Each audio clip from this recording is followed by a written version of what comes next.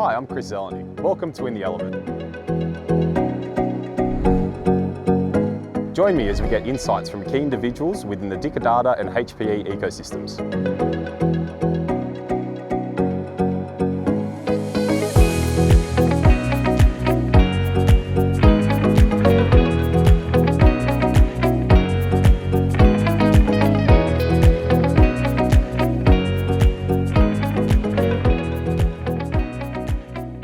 My name is Egor. I'm a solution architect at AMD. I look after data center, cloud, and client technology for Australia and New Zealand. I've been with the company for about 2.5 years now.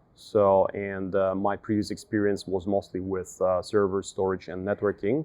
And overall, I would say it's about 16 years. And I remember that I installed my first HP server back in 2005. So time flies. AMD is a semiconductor company well known for processors and graphics technologies, and now it's the high performance and adaptive computing leader. So we have a lot of technologies implemented in the field, and they're solving world's most important challenges. And sometimes people, they don't even realize that they use AMD. So if you have, for example, Xbox or PlayStation, so we have AMD presence there. So if you drive Tesla, and there are quite a few of them parked in front of the office. So we have presence there. If you connect to a typical Zoom or Teams session, so that's AMD working behind the scenes along with Office 365. So, and by the way, with HP specifically, so we have AMD as part of Alletra 6000 and Alletra MP. If we're talking about AMD, and x86, we need to focus on x86 64-bit that was introduced by AMD, and it's been probably 17 years now. So, but we don't need to go that far. We need to talk about the recent generations. And the story started with EPYC, the first generation of Zen, back in 2017. So currently we have 2 generations concurrently. So this is the third and the fourth. So the third generation is codenamed Milan, and the fourth generation is Genoa. So Genoa can go up to 96 cores. So, and very soon we'll have a small addition to the fourth gen that will go up to 128 cores. AMD provides the fastest x86 CPU for the data center. So, and we have over 300 world records for performance, covering virtualization, databases, analytics, Java, high-performance computing. We can deliver not only the best performance per socket, but also per core, per watt, per dollar. Pretty much pick your choice. And besides security advantage, so that can be easily converted in the TCO story. So we have a very strong value proposition in security space. If you've heard about confidential computing, so we deliver all 3 pillars. And being, for example, everyone knows about security for your storage when you need to use encryption at rest. So everyone does this, so not a problem. Then encryption in transit for your network connectivity. So, and this is what we deliver as the final piece in the puzzle. This is encryption in use with memory. So because we have a system on a chip with a dedicated piece of silicon running our security subsystem, we can encrypt the entire memory content with just a small switch in the BIOS. And that is why it will be completely transparent for your operating system and applications. No need to change your code. And this technology had an evolution, and we support it also for multi-tenant environments with virtualization, when you can encrypt individual VMs with unique keys. So, and again, the key value proposition here, you don't need to change your application. So as long as you have supported hypervisor and guest operating system, you're good. And this technology comes free of charge. So with every AMD EPYC CPU, so you have it implemented. And it's up to you whether you want to enable it and use in your environment or not. HPE is our partner, and I mentioned already Alletra and Alletra MP. So, by the way, besides these technologies, we use also AMD EPYC in the different appliances from HPE, but also HPE has got full stack of servers with AMD EPYC, and it's pretty much all flavors of 1 rack unit, 2 rack unit, 1 socket, 2 socket, and also purpose-built devices, for example, for high density or GPUs. So, and yeah, so for example, if you want to have a single socket solution with AMD, 1 rack unit, that will be DL325 Gen 11 or Gen 10 Plus. So, and by the way, it's important to highlight, so we run 2 generations concurrently now, so the 3rd and the 4th, and the 3rd is available in Gen 10 Plus, and the 4th is Gen 11. So, and the reason why we have both of them, so obviously Gen 11 provides the ultimate performance. So it's the fastest you can get in the data center now. So, but for example, for some customers, if you want to care about like balanced performance and maybe more focused on the cost side, so Gen 10 Plus will be still very relevant. And that's because of DDR4. Because as you know, DDR5 is a very new standard. It provides amazing advantages, especially in terms of the memory bandwidth. So, but price-wise, it's still 30-40% more expensive. So that is why, for example, if you need to have the best performance, yeah, go with Gen 11.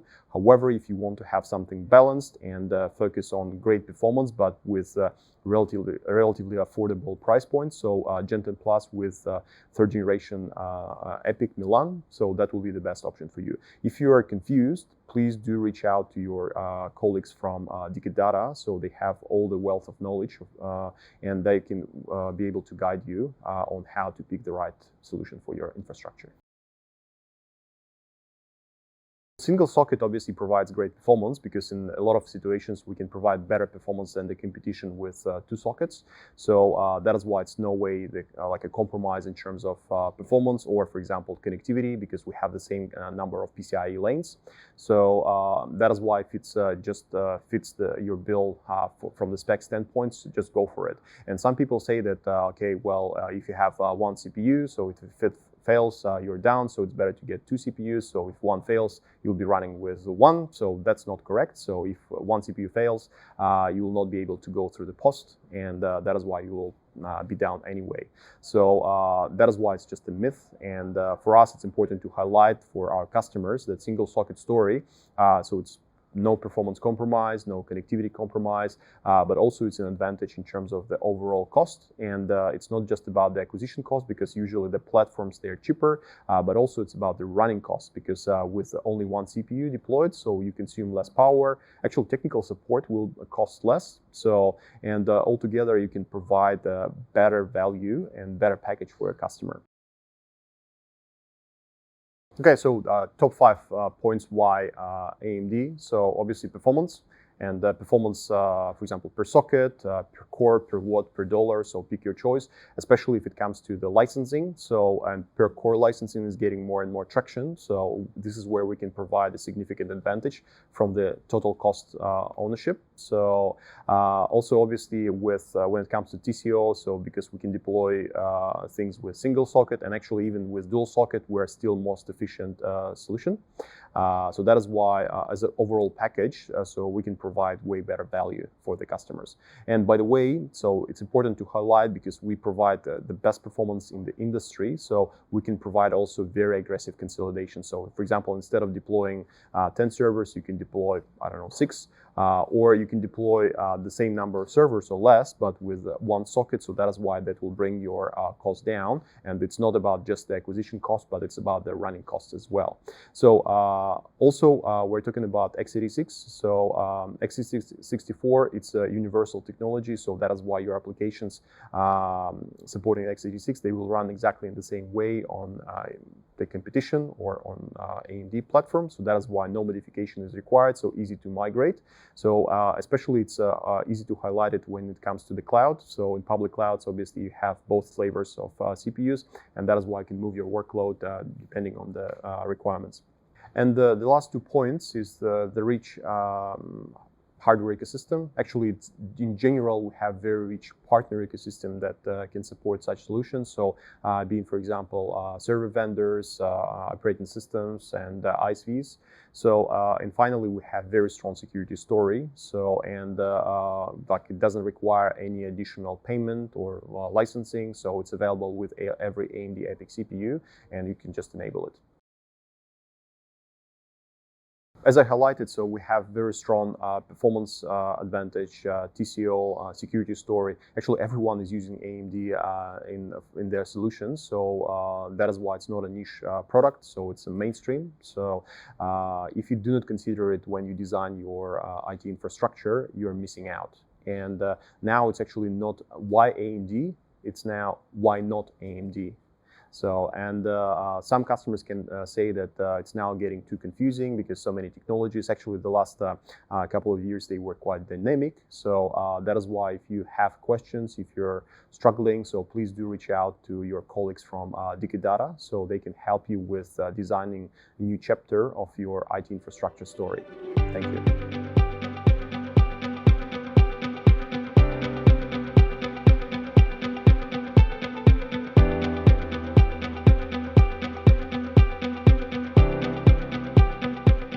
Just to extend our story, we want to bring something really cool to the table. So we have DL325 Gen 11 here with us. So it's one of the first probably in Australia. So, and we will have a quick tour.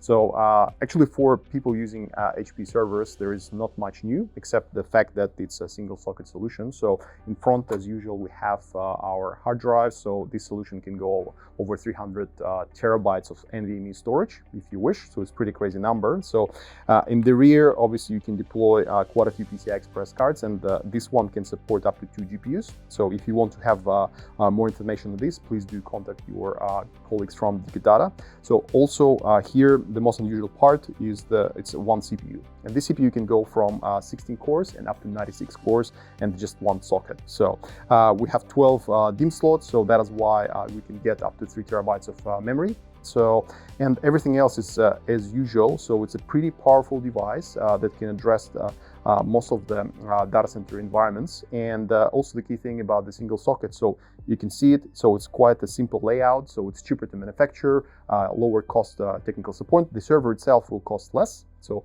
altogether it will be lower in terms of the acquisition costs, but also because you deploy only one CPU, you can save on power. And with the electricity costs going up and also sustainability goals coming to certain people KPIs, so that's becoming quite important because you can save with no compromise on performance. You can reduce your carbon footprint and reduce your power consumption. So that is why your bill will be less.